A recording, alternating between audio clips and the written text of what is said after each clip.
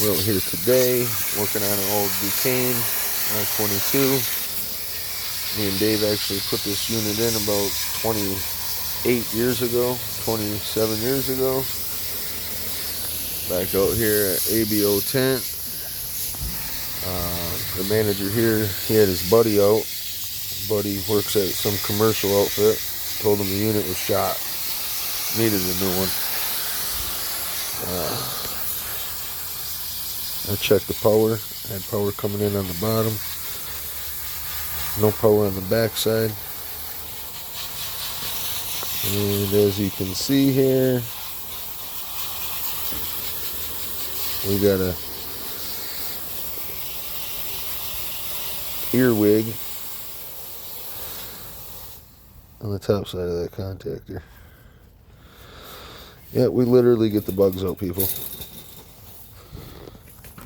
Literally get the bugs out.